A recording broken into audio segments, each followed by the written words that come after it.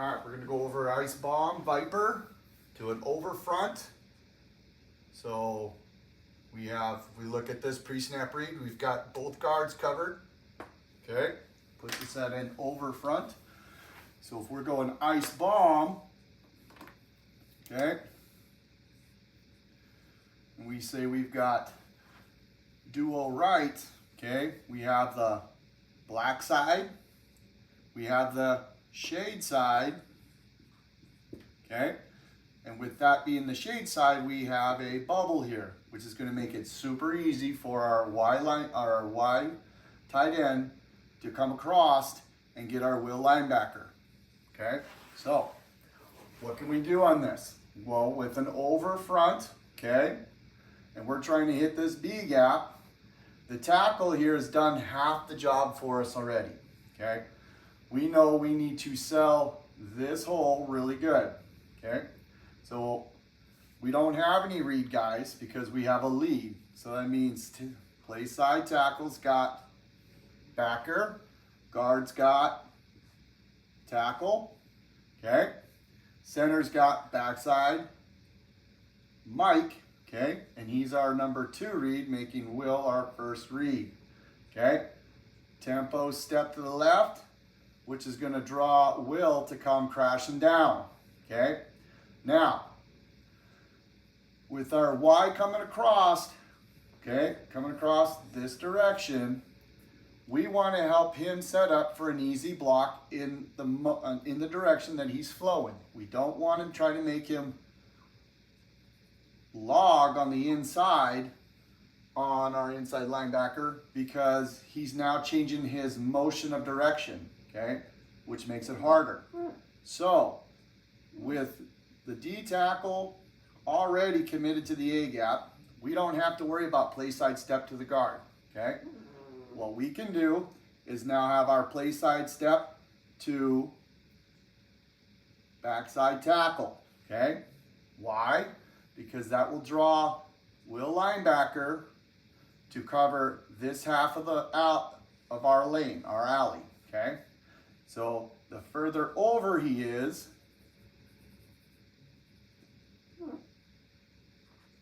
the easier it is for our tight end to come around the corner and pick him up and wall him to the outside, okay? So with that being done, now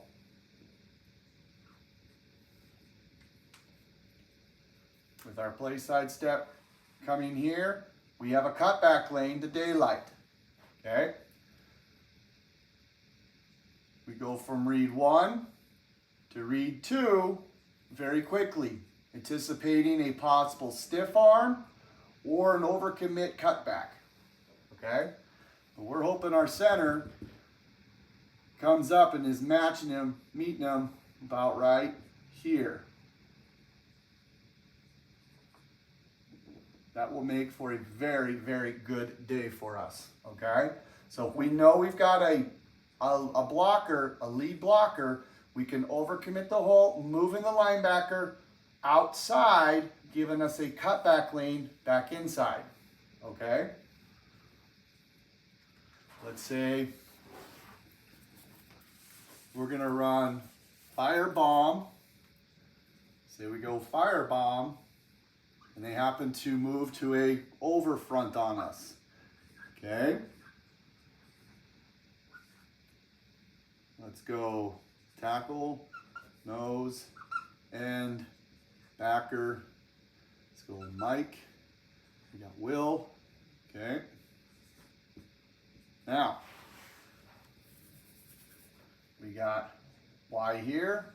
We want fire bomb, okay? But we have a nose already on the outside of that guard. So the guard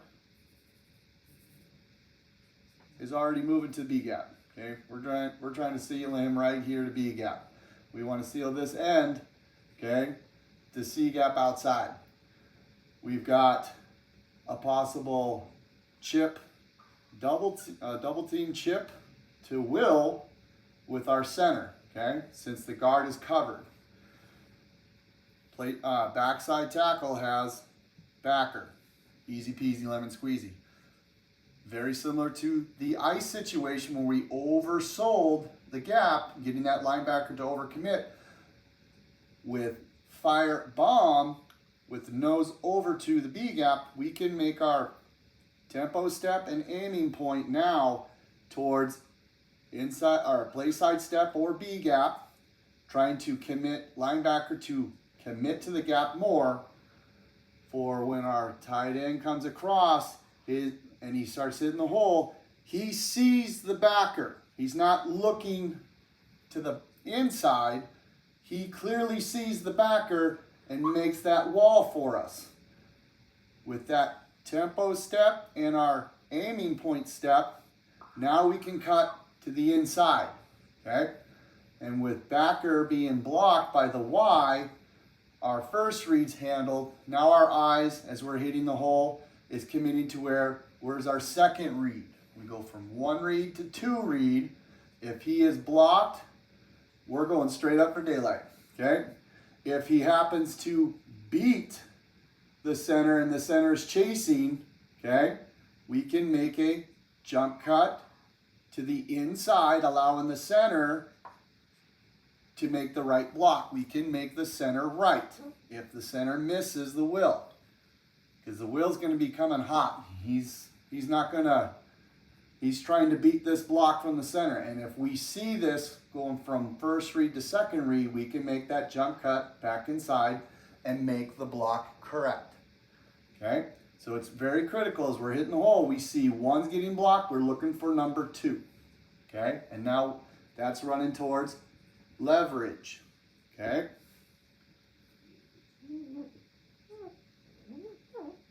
well, coach, what happens if they have gap exchange? We have a nose line here, but he crashes inside. We have the mic over the top, and his aiming point is now the B gap, okay? No different. If we see on our tempo step and working to ball exchange, we see nose crash inside, okay? We still can take that leverage, our aiming point to the outside of our lane, okay? Forcing that mic to really come down and overcommit to the hole and allowing that Y to seal him off, okay? And now,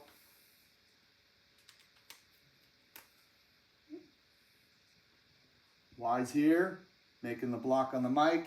We have a hole to the inside, okay? The less we make the Y have to log a block, log meaning Mike's on the inside and the Y has to pivot and make an inside block, which is harder because most of the time the Y is going to overshoot it and the Mike's going to come underneath it and we're screwed.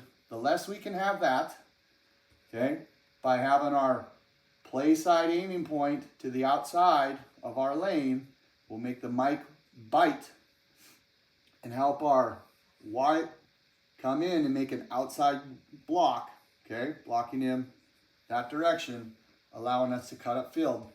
So we'll see number 1 being blocked. Our eyes, as we're hitting the hole, seeing 1 blocked, go to number 2. Where's 2 at? Okay, again, we're hoping that center gets him up top here.